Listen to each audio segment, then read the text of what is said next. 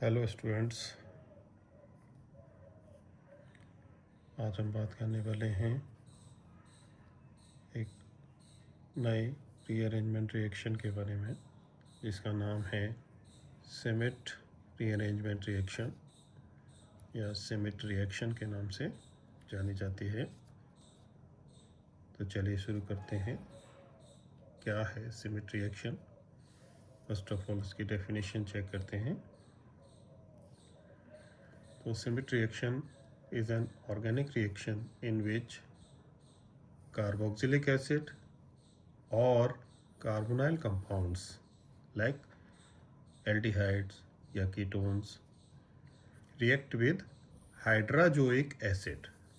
Hydrazoic acid का formula HN3 in presence of acid like sulfuric acid, phosphorus pentachloride to form amine, amide और nitrile. तो देखा कि definition थोड़ी confusing हो गई। क्यों हो गई? क्योंकि यहाँ क्लियरली हमको ये पता नहीं चल पाया कि इस रिएक्शन का रिएक्टेंट कौन होगा और प्रोडक्ट कौन होगा। तो चलिए इस कंफ्यूजन को दूर करते हैं। तो ये रिएक्शन जो है शेमिट रिएक्शन, ये अलग अलग रिएक्टेंट के साथ अलग अलग प्रोडक्ट आपको देगी। तो फाइनली क्या कहें हम शेमिट रिएक्शन को? तो शेमिट रिएक्शन क्या है?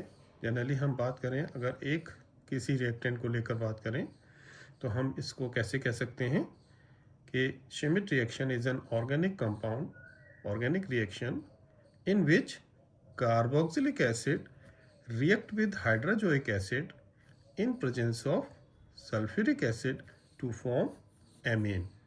That is called Schmidt reaction.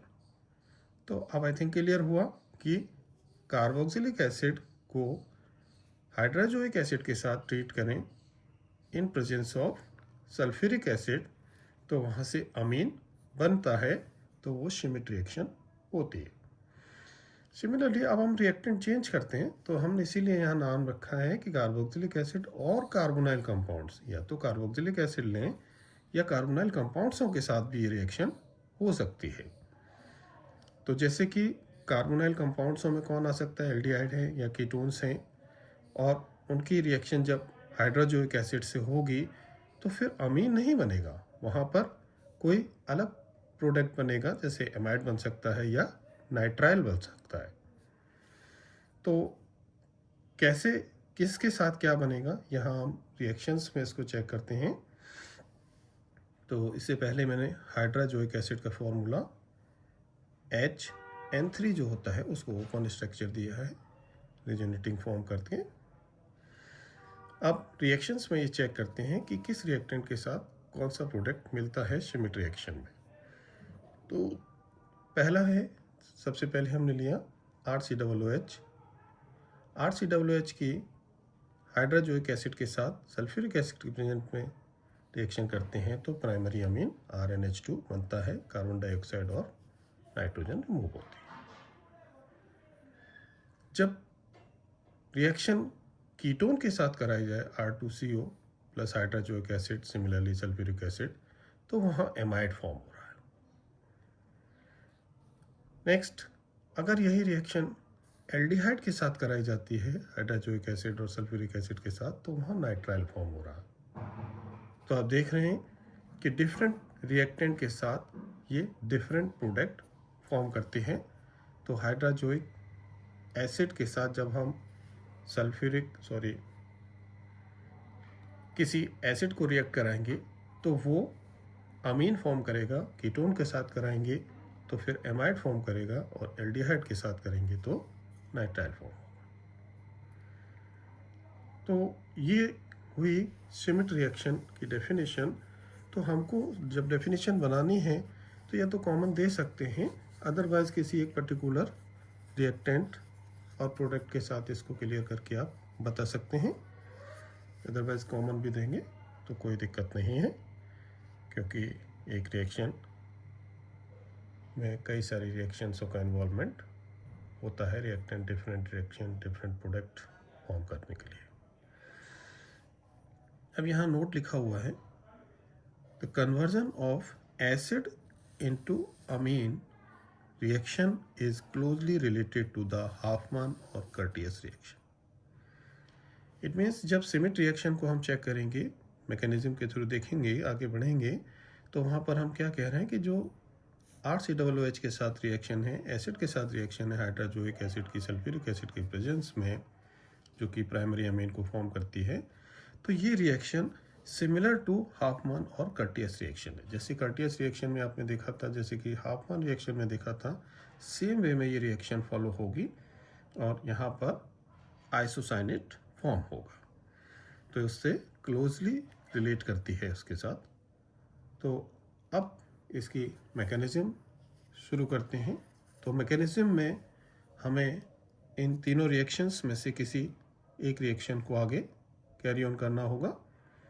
तो हम सिर्फ एसिड की रिएक्शन और मैकेनिज्म चेक करेंगे।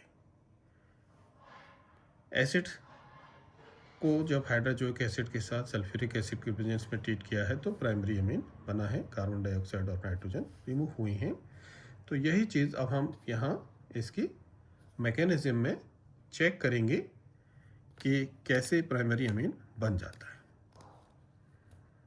तो चलिए शुरू करते हैं मैकेनिज्म। अब मैकेनिज्म को भी हमने दो पार्ट में यहाँ डिवाइड किया है कि एक को कहा है for sterically hindered free acid, यानी जो आप RCOOH लेंगे उसमें R जो है वो सिंपल एल्काइल ग्रुप है, जैसे कि मिथाइल है या इथाइल है, तो वहाँ पर हिंड्रेंस नहीं है, यानी हिंड्रेंस फ्री है। दूसरी मैकेनिज्म जब हम इसकी देखेंगे तो वहाँ हम हिंड्रेंस के साथ देखेंगे। इट मीन्स जो R ग्रुप है वो बल्कि ग्रुप हो जाएगा, बहुत बड़ा ग्रुप हो सकता है। तो क्या इम्पैक्ट पड़ेगा दोनों की मैकेनिज्म में, क्या चेंजेस होगा, वो यहाँ चेक करेंगे। तो सबसे पहले चेक करते हैं for sterically hindered free acids.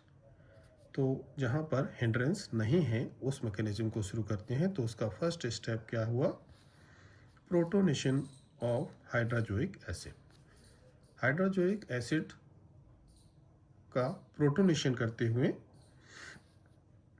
RCOOH acid दिया, प्रोटॉन से रिएक्शन जो कि कहाँ से आया आपका, कैटालाइस्ट में से आया, एसिड से, सल्फ्यूरिक एसिड से।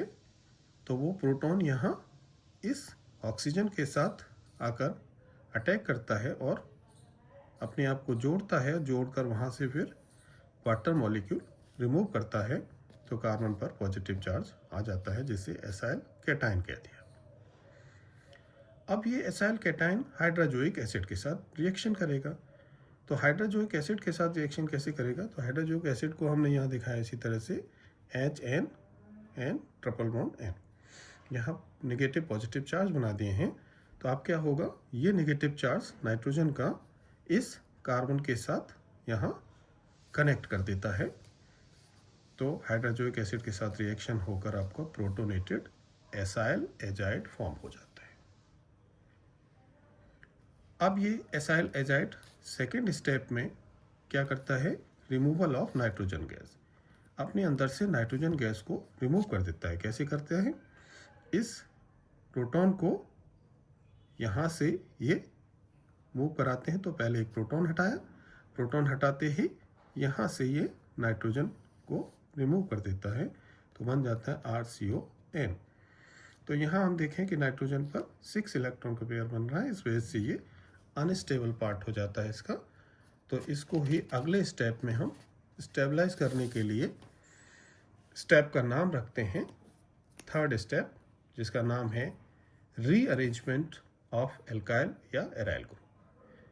यानी अभी जो थर्ड स्टेप में आपका बना वो क्या बना, RCON, जिसे हम अनस्टेबल कह रहे हैं। तो आप क्या होगा, यहाँ से एल्काइल ग्रुप यहाँ से शिफ्ट करा के इस नाइट्रोजन के पास भेजते हैं और इसका एक पेयर इधर मूव करा देते हैं। तो इससे आपका बनता है RnCO डबल बॉन्ड के साथ, जिसको हम कहते हैं एल्काइल आइसोसाइनेट। अब ये 8 इलेक्ट्रॉन कंप्लीट हो चुके हैं, तो स्टेबल कंडीशन है। तो थर्ड स्टेप में आइसोसाइनेट बन गया, इसीलिए हमने कहा था कि ये रिएक्शन सिमिलर टू हॉफमैन या कर्टियस रिएक्शन दोनों की सिमिलर है। तो जब आइसोसाइनेट बन जाता है तो स्टेप नंबर 4 पर जाते हैं, जिसका नाम दिया है फॉर्मेशन ऑफ एमीन। अब आइसोसाइनेट की वाटर के साथ रिएक्शन कराते हैं, तो क्या हुआ, ये बॉन्ड यहाँ से ब्रेक किया, तो यहाँ पर माइनस, यहाँ पर प्लस, तो वाटर का H और OH, तो इस पर H कनेक्ट हुआ, यहाँ पर OH कनेक्ट हुआ। देन हीट कर दिया, तो हीट करने में क्या हुआ कि यहाँ से एक प्रोटॉन आपका शिफ्ट करके नाइट्रोजन के पास भेजा और ये कार्बन डाइऑक्साइड गैस निकाल दी यहाँ से, तो बन गया आपका प्राइमरी अमीन RNH2। तो ये सिंपल रिएक्शन हुई जिसमें कि एल्काइल ग्रुप का कोई बड़ा हिंड्रेंस यहाँ नहीं है, हिंड्रेंस फ्री है। अब दूसरी चेक करते हैं जिसमें कि स्टेरिकली हिंड्रेंस एसिड है, यानी कि जो एसिड है आपका RCOOH, उसका R जो होगा वो काफ़ी बल्कि हो सकता है, तो वहाँ हिंड्रेंस आएगा।